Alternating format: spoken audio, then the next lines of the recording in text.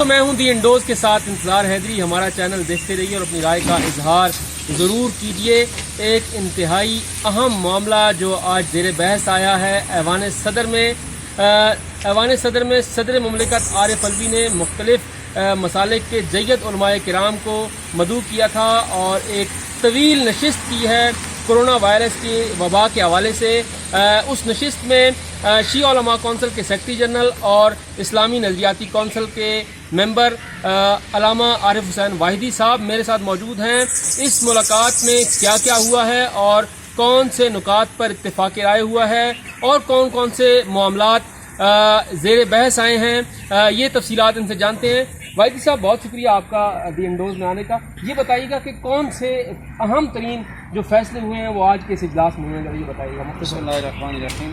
میں سمجھتا ہوں صدر مملکت نے بہت بڑا قدم اٹھایا. جیسے وہ پہلے سے ایکٹیو ہیں اس حوالے سے آج بھی ویڈیو کانفرنس پورے ملک میں 6 صوبوں میں اسلام آباد سے بیٹھ کر کی. ہم بھی اسلام آباد میں ان کے ساتھ شامل تھے. اہم ترین موضوعات اجتماعات کا تھا.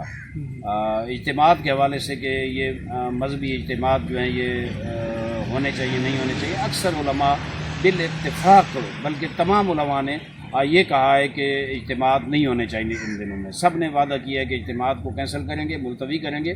نماز جمعہ اور نماز جماعت کے حوالے سے بھی بعض لوگ کی یہ رائے تھی کہ بیت اللہ شریف، کربلا، نجف، مشہد، قم اور مقدس مقامات سب وہاں نہیں ہو رہی، نہ جمعہ ہو رہی، مساجد بند ہو چکی ہیں. وہاں بہت سے اسلام ممالک ہیں جہاں بند ہے مساجد اور جماعت اور جمعہ نہیں ہو رہا. پاکستان میں بعض علماء نے کہا کہ نہیں، یہاں جماعت بند نہیں کریں، جمعہ بند نہیں کریں. تو فیصلہ یہ ہوا ہے کہ جو بوڑھے لوگ ہوں گے، جو بیمار لوگ ہوں گے، جو بچے ہیں وہ مسجد میں نہ آئیں. باقی اگر نماز جماعت ہوتی ہے تو کوشش کریں کہ مختصر وہ وضو گھر سے کر کے آئیں، نوافل اور سنتیں بھی گھر میں پڑھیں. صرف فرض نماز کے لیے چند منٹ کے لیے مسجد آئیں اور وہ بھی فاصلے کے ساتھ رہیں اور نماز ادا کر کے واپس گھر کو چلے جائیں تاکہ کم سے کم گیدرنگ ہو اور یہ وائرس زیادہ نہ پھیلے.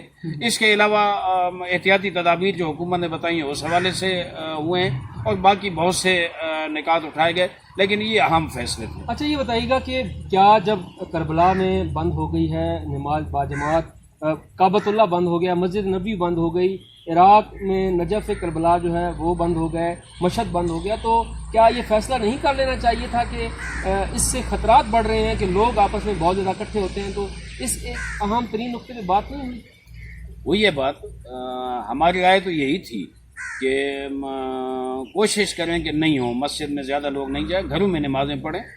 چونکہ ایک مہلک وائرس ہے جو انتہائی خطرناک ہے. اور میں یہاں یہ عرض کروں گا اور وہاں میں نے کہا ہے کہ نماز جماعت مستحب ہے اور انسانی جان کا تحفظ واجب ہے. اپنی جان کا تحفظ بھی واجب ہے، معاشرے میں دوسرے لوگوں کی جان کا تحفظ بھی واجب ہے. تو اس مستحب کی خاطر یہ نہ ہو کہ واجب پامال ہو جائے. لذا واجب کو بچانا ہے، اپنی جان کو بچانا ہے، اس ملک کے لوگوں کو بچانا ہے. اس لیے کوشش کریں کہ نہ جائیں. بہرحال بعض علماء کہتے ہیں کہ یہ اسلامی شعار ہے اور اس سے تعطیل نہیں کر سکتے. صدر محترم نے کہا کہ یہ وعدہ کرتا ہوں کہ مسجد، امام بارگاہیں، یہ عبادت خانے جو بند نہیں ہوں گے. لوگ انفرادی طور پر آئیں، لیکن اگر کوئی جماعت ہوتی ہے مختصر تو اس کی بھی اجازت ہوگی. یہ حکومت نے وعدہ کیا ہے کہ مساجد بند نہیں ہوں گی. اچھا ساتھ یہ بتائیے گا کہ ایک اور جو اہم ترین معاملہ ہے، بہت سارے لوگوں کی طرف سے، بہت سے حلقوں کی طرف سے کچھ اعتراضات کیے جا رہے ہیں.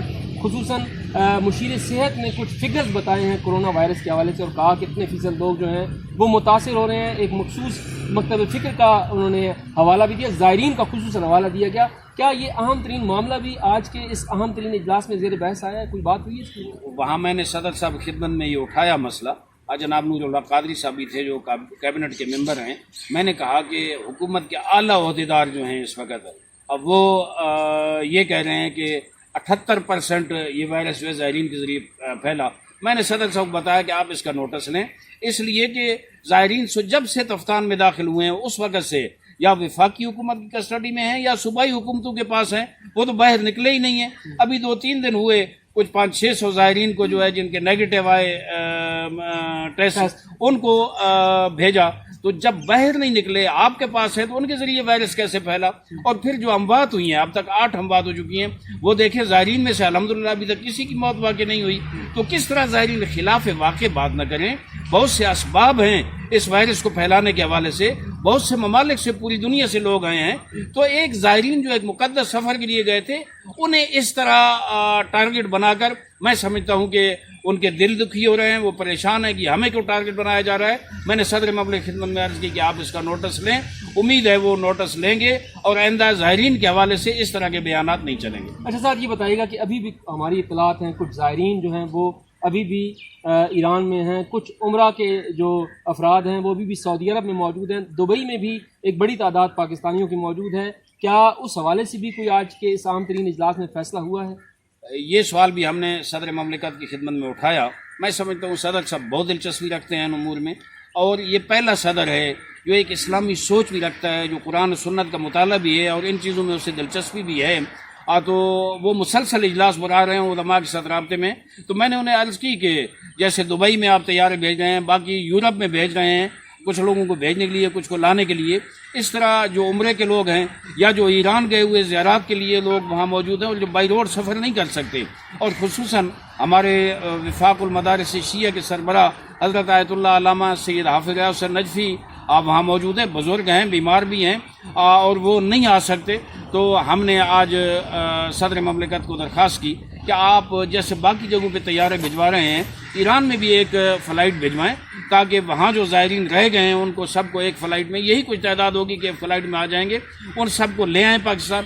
صدر صاحب نے کہا کہ انشاءاللہ میں اس کا جائزہ لوں گا. بہت شکریہ جی. علامہ عارف حسین وائدی صاحب ہمارے ساتھ موجود تھے جو بتا رہے تھے کہ آج جو انتہائی اہم ترین اجلاس ہوا ہے اس میں کون کون سے فیصلے ہوئے ہیں. مزید خبروں اور اپڈیٹس کے لیے ہمارا چینل دیکھتے رہیے اور اپنی رائے کا اظہار ضرور کیجیے. شکریہ.